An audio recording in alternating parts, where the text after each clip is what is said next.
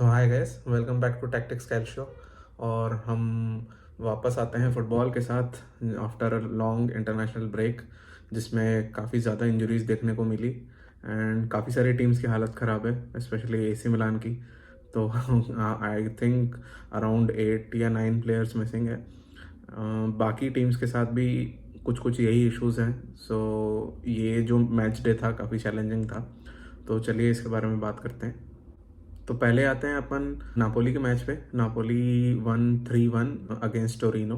Torino एक side है जिसको लोग अंडर एस्टिमेट कर लेते हैं, but they are not just any any pushovers. वो भी काफ़ी बार प्रॉब्लम्स क्रिएट कर सकते हैं बड़ी टीम्स के लिए, बट उनका डिफेंस थोड़ा वीक है एंड नापोली ने बहुत इजीली उसको एक्सप्लॉइट कर लिया। आई थिंक फर्स्ट हाफ में ही नापोली ने मैच को क्लोज कर लिया था विद देयर 3 गोल्स। भले ही Torino clawed one back, but second half में I didn't see much from Torino. Napoli had a very comfortable win. Napoli के पास एक बहुत ही बढ़िया एडवांटेज ये चल रहा है कि इस बार उनके कोई भी मेजर प्लेयर्स को कोई इंजरी नहीं हुई है। शायद ओसीमैन बस बाहर है, बाकी सभी मतलब बढ़िया टॉप फॉर्म में चल रहे हैं। सूनर और लेटर अगर वो ऐसा ही कंटिन्यू करते रहे तो वो बाकी पूरे पैक से काफ़ी आगे निकल सकते हैं, क्योंकि बाकी सभी को काफ़ी प्रॉब्लम्स हो रही है इंजरीज की वजह से।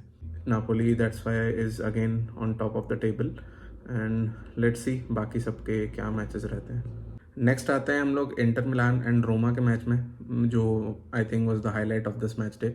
इंटर के साथ आई थिंक मुझे ऐसा लग रहा है कि लोग बोल रहे हैं कि मैनेजर की गलती है। They are like right now ऐसा हो रहा है कि उनके fans are finding an excuse to blame someone, जबकि एक्चुअल में बहुत कुछ गलत नहीं है।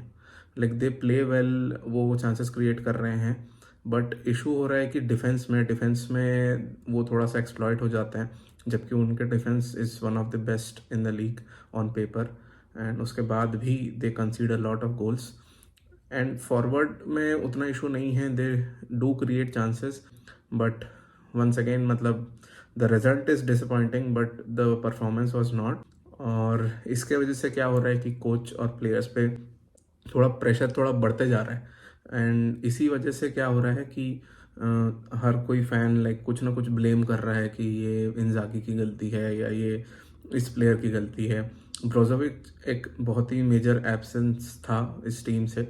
जैसे मैंने बोला कि injuries are costing the clubs too much, and इसके वजह से अजलानी खेलते हैं। अजलानी भले ही अच्छा परफॉर्म ठीक ठाक परफॉर्म करते हैं, but Brozovic is on a whole different level.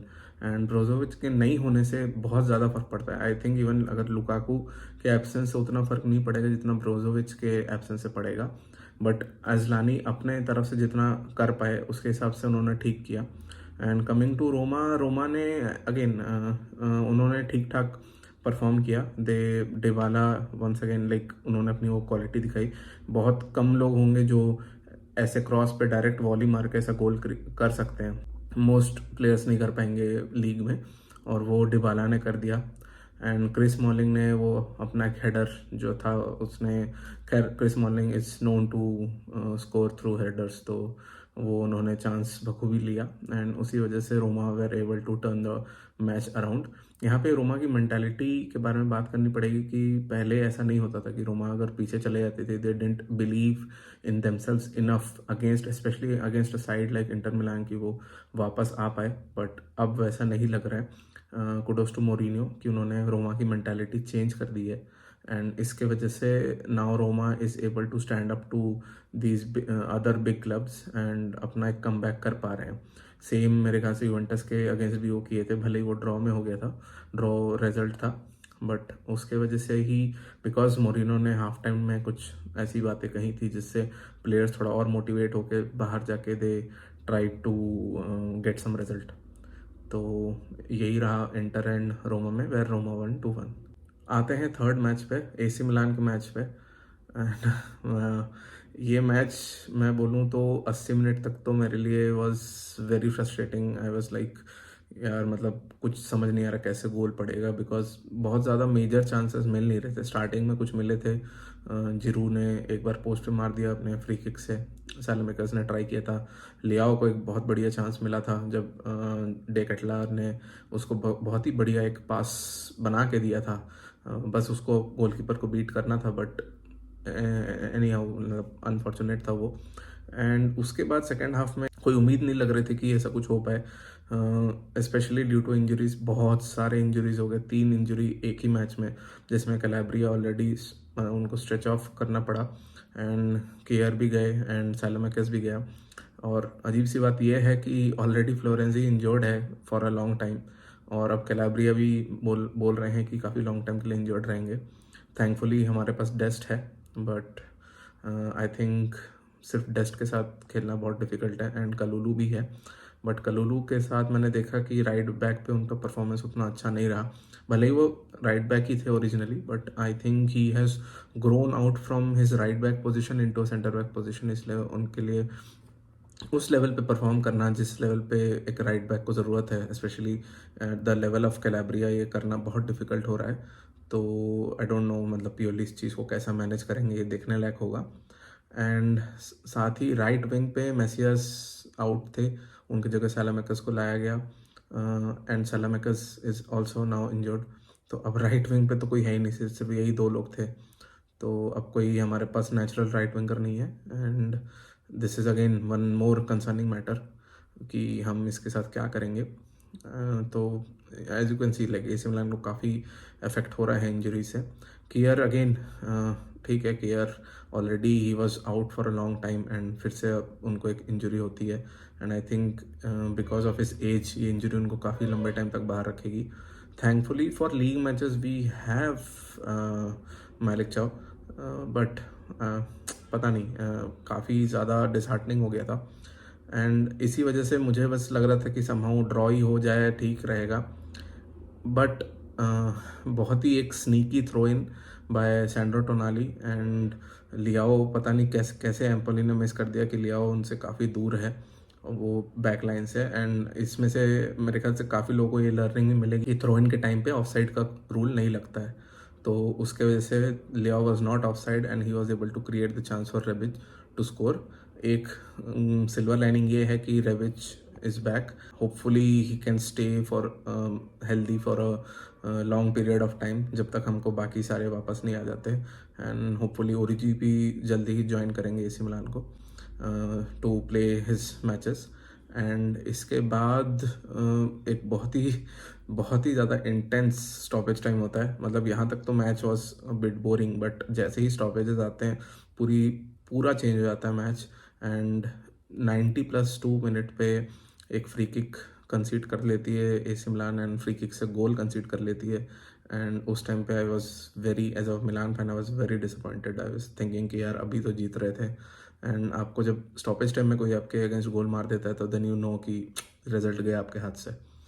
But immediately next attack पे ही मिलान गोल मार देती है। थियो का जो सब्स्टिट्यूट बन के आया था फोडे बैलोटूरे, उसने स्कोर कर लिया, मतलब one of the most unlikely of scorers. मुझे तो पहले लग रहा था शायद लियाओ ने स्कोर किया है, दूर से देख रहे थे तो, बट फोडे बैलोटूरे ने बहुत ही अच्छी पोजीशनिंग दिखा के एक गोल मारा। एंड उस गोल के बाद तो आई वाज लाइक स्पीचलेस, किस तरीके से मतलब इमोशंस आ रहे थे वो सिर्फ एक मिलान फैन ही समझ सकता है। एंड उसके बाद फाइनली लियाओ ने स्कोर कर दिया विथ अगेन हिज जो एथलेटिज्म है लियाओ में, it is one of the world's best, and वो दिखाता है वो चीज़ को। रेविच ने बहुत ही बढ़िया उसको थ्रू पास दिया, एंड लियाओ को कोई पकड़ नहीं पाया ऑब्वियसली, कोई नहीं पकड़ सकता इस लीग में। And he was able to score with a very beautiful chip. And इसी के साथ मिलान 1-3-1। मिलान और नापोली दोनों 3-1 से जीतते हैं, बट दोनों के मैचेस में ज़मीन आसमान का फ़र्क था। And this was again Milan has showed that उनकी मेंटालिटी टॉप नॉच है। मतलब कुछ भी हो जाए ये लोग फाइटर्स हैं, and the team believes in itself. इस पूरे सीरिया में किसी टीम के पास एक बहुत ही सॉलिड कैरेक्टर है तो वो एसी मिलान है। एंड लेट्स सी अगर इस साल वो अपना सेकंड स्टार जीत पाते हैं कि नहीं। नेक्स्ट आते हैं हम लोग एटलांटा और फ्योरेंटीना के मैच पे। वैसे तो मैं एटलांटा को कवर नहीं करने वाला था बिकॉज आई डेंट थिंक कि वो इस साल चैलेंज करते, बट आप जैसे देख ही सकते हैं कि somehow they are at the top, almost at the top, and वो बहुत ही अपने रिजल्ट्स इजीली समहाउ मतलब कुछ तो कर रहे हैं जिसके वजह से रिजल्ट्स उनकी तरफ जा रहे हैं। एंड इसके वजह से क्या हो रहा है, जितने भी आपके मतलब बड़े टीम्स हैं उन वो अपने आप को टॉप 4 की पोजीशन से थोड़ा दूर देख रहे हैं। स्पेशली आप इंटर को ले लो या यूवेंटस को ले लो, उनको टॉप 4 थोड़ा सा दूर दिख रहा होगा because Atlanta is grinding out results like anything. And Atlanta ये वो एटलांटा नहीं है जो पहले खेलती थी बहुत ही अटैकिंग फुटबॉल। अब वो उतनी अटैकिंग फुटबॉल नहीं खेल रही है। भले ही they still attack, they have their concepts, but उस लेवल पे नहीं है जब उनके पास पापू गोमेज और इलिसिच ये दोनों होते थे, और मुरियल तो अभी भी है, but again they are not that attacking right now. But वो स्टिल उनको पता है कि रिजल्ट्स कैसे निकालने हैं। And without Champions League football अब थोड़ा थोड़ा मुझे ऐसा लग रहा है कि Atalanta is going to be a big problem for the big teams. वो उनके पास अभी भी इनफ प्लेयर्स है, वो प्लेयर्स अपने गंवा नहीं रहे हैं जैसे पहले हो जाता था, बहुत इंजरीज से उनके पास डेप्थ नहीं रहती थी। बट अब वो इशू नहीं है, तो अब हमको देखने को मिल रहा है कि Atalanta is getting the results, and इस साल they are going to be a big trouble. इसके बाद हम यूवेंटस के मैच पे चलते हैं। तो यूवेंटस वंस अगेन लाइक इस बार अच्छा परफॉर्म किया, उन्होंने 3 गोल मारा। आई होप कि एलेग्री ने अपने क्रिटिसिज्म से कुछ सीखा होगा। बट ये हमेशा होता है, मतलब मैं एक मैच पे इस चीज़ को नहीं बोलूँगा कि नहीं एलेग्री अब ठीक हो गया, अब यूवेंटस इज बैक, ऐसा नहीं, मतलब ये गलती मत करना। बिकॉज वी ऑल नो जैसे ही मतलब नेक्स्ट 1-2 मैच होता है, again they move back to their old self. I am hoping कि इस बार वैसा ना हो, and Allegri continues with his a bit more positive mindset कि भाई आप अब डिफेंसिव फुटबॉल ना खेले, आपके पास अच्छा अटैकर्स है, यू यूज देम। तो let's see what Juventus has in store for us. And इसी के साथ मैच डे 8 को हम कंक्लूड करते हैं। So thank you for being with me and see you in next match day. Bye bye.